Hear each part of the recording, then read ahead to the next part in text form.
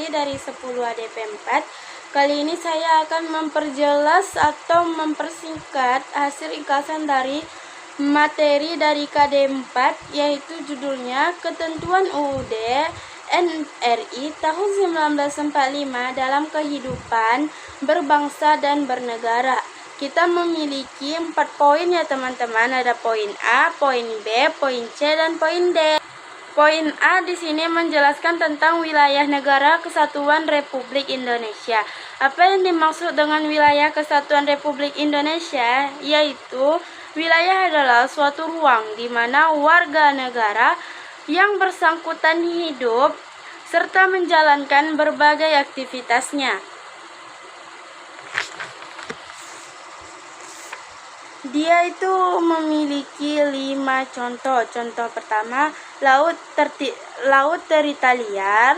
Yang kedua, zona bersebelahan. Yang ketiga, zona ekonomi eksekutif. Yang keempat adalah landas benua. Dan yang kelima adalah landas kontinen. Lanjut ke batas-batas wilayah Republik Indonesia. Di sisi barat terdapat Indonesia berbatasan dengan Samudra Hindia dan perairan negara India. Untuk daratan tidak ada negara yang berbatasan langsung. Lanjut ke sisi bagian timur. Wilayah Indonesia di timur yang berprovinsi.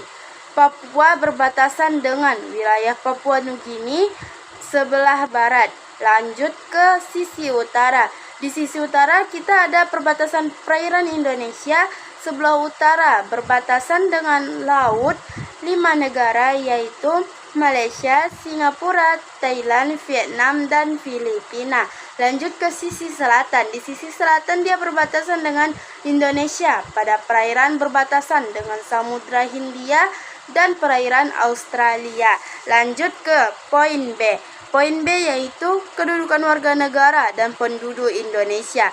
Di sini penduduk adalah semua orang yang bertempat tinggal atau mendiami suatu wilayah, suatu negara yang tunduk terhadap peraturan dari kekuasaan negara. Apa itu kekuasaan negara itu? Kekuasaan negara itu adalah yang dipegang oleh yang kita sebut sebagai presiden.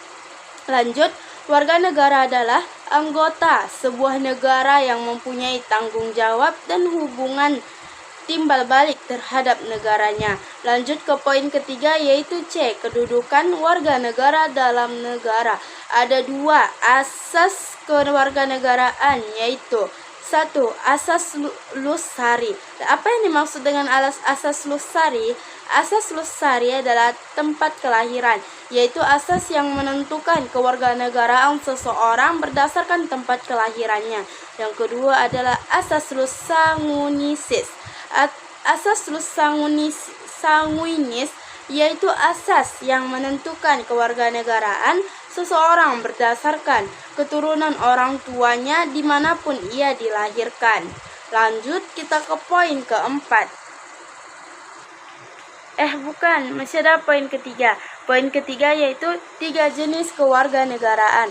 Kewarganegaraan memiliki 3 jenis. 3 jenis pertama yaitu apatrid atau yang disebut dengan apatride, adalah seseorang tidak memiliki status kewarganegaraan. Yang kedua ada didatride, yaitu seseorang yang memiliki 2 kewarganegaraan. Yang ketiga adalah multipatride atau yang disebut dengan multipatride, yaitu seseorang memiliki lebih dari 2 kewarganegaraan. Lanjut ke poin keempat yaitu poin D. Poin D berisi tentang sistem pertahanan dan kesadaran bela negara. Apa sih yang dimaksud dengan sistem pertahanan dan kesadaran bela negara? Yang dimaksud dengan sistem pertahanan dan kesadaran bela negara adalah pertahan negara adalah sebagai segala usaha untuk mempertahankan kedudukan negara, kebutuhan wilayah, negara kesatuan Republik Indonesia, dan keselamatan segenap bangsa dan ancaman dan gangguan terhadap kebutuhan bangsa dan negara.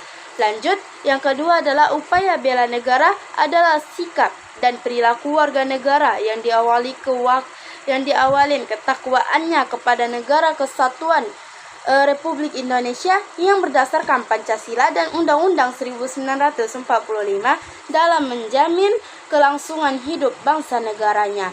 Kita di sini memiliki ada 4 poin ya teman-teman. Tapi ini 4 poinnya nih kita belum nggak menjelaskan isinya agar lebih menghemat waktu. Jadi kita akan menyebut poin besarnya saja.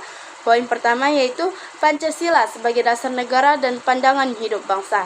Poin kedua yaitu UUD 1945 atau yang disebut dengan Undang-Undang 1945 dan Sistem Ketatanegaraan Indonesia.